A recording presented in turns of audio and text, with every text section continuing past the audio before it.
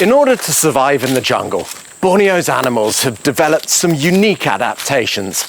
Some lick their elbows, others jump from tree to tree, and one animal produces some rather special smells. This elusive and solitary individual is a civet. A creature of the night, they are found throughout Asia and Africa. Civets might just secrete the rainforest's oddest odour. Produced from their perineal gland, this strong-smelling scent helps civets communicate between each other.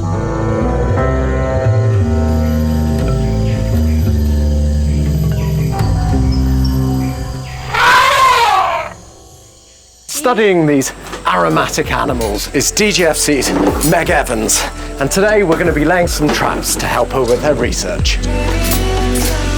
My name is Megan Evans. I'm from a small town in the US called Kalamazoo, Michigan. My speciality are carnivores. My PhD's focuses on civets. I love that they're inquisitive, that they're curious, that they're brave. It's a wonderful species to look at, answering how all of its ecosystem are faring with these habitat pressures. Even though I love them to bits, it's actually using the science of the civets to answer really pressing questions about how wildlife can actually persist in such a landscape. Knowing more information about how they're surviving is going to help at least fight the fight that needs fighting. Civets are mostly nocturnal, as we don't want to catch other animals that feed during the day.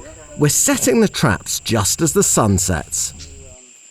All right, So where can I... if you want to put the trap this way, right along here. Yeah.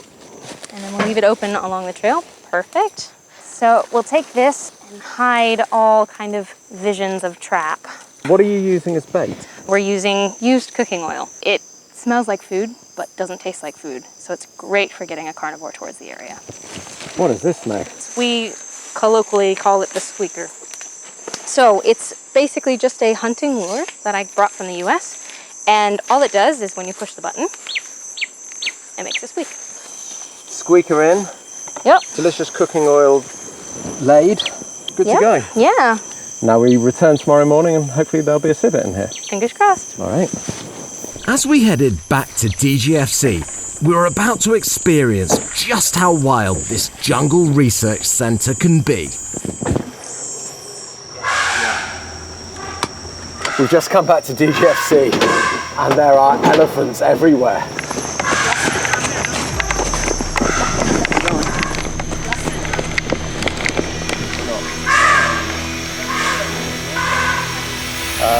We've managed to run to a safe area which is surrounded by barbed wire. Have a look here. But there's still elephants everywhere. What are the sort of do's and don'ts? Right, so we're just going to wait, let the RAs do their job. So they're just going to gently try to push them back into the forest. The research assistants at DGFC have years of experience dealing with wild elephants, so we're in safe hands. We're surrounded by elephants. Surrounded by elephants, yeah. So the elephants just turn around, okay, going back. It was time to make a run for it, back to the centre. Okay, go, go, go.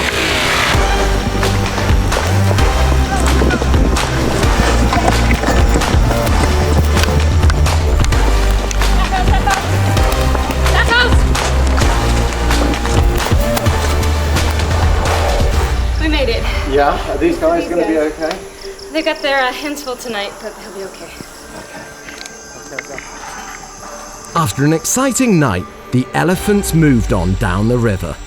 We rose early to check on the traps, and as luck would have it, we'd caught a beautiful Malay civet. So what's the first step now? So we already know we have the civet in the trap. We're going to anesthetize. So we want to put the animal down, let it go to sleep for a few minutes, for its safety and for our safety. So we need Sergio to be here. He's our vet. Once the animal's down, we can go and do whatever we need to do. Okay. Quite an unusual smell. So this is that awesome civet smell. It kind of smells like honey, a bit of musk. This here is the scent gland. So that's what the people actually scoop in to get the secretions out of, to make the civetone for the perfume industry. The scent produced by civets has been widely used in the perfume industry, in a form known as civetone. Although the scent is now synthesized, civets are still kept in parts of Africa to supply the perfume industry with their scent. Scientists aren't 100% sure why civets are so stinky, but it's thought they produce their scent to mark their territory and attract mates.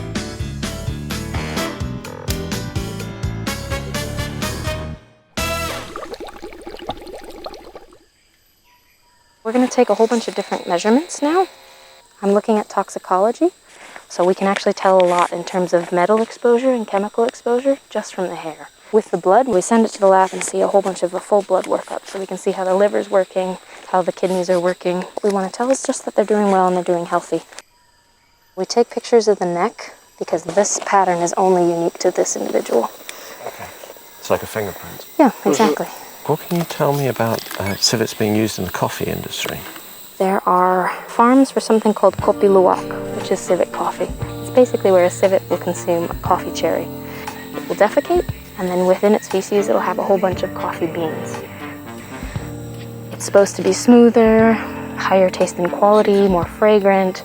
Unfortunately, they were originally marketed as something that are wild caught, but now there's actually cage-style farms where they're force-feeding civets coffee just to get these coffee beans. And is that industry in Malaysia? As far as we know, there are no civet coffee farms in Sabah or Sarawak. It's mostly in Indonesia, but we don't know everything. As demand increases and people just don't know about how cruel this farming industry is, we could be facing a situation that will expand into Malaysia.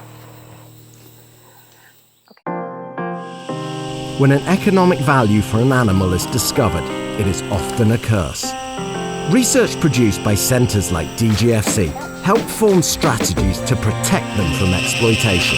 Time to release? Yep, he's ready to go, so let's get him back in the forest. Okay, how you feeling? I'm good, I'm happy. We got all the samples we wanted from him, so he's played his part. He's safe, he's sound. Back to the forest he goes.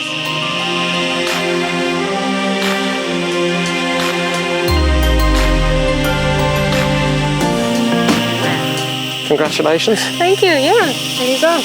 And he's off Good. now to hopefully provide you with some very valuable data. He's done his job. I think maybe you should give him a name.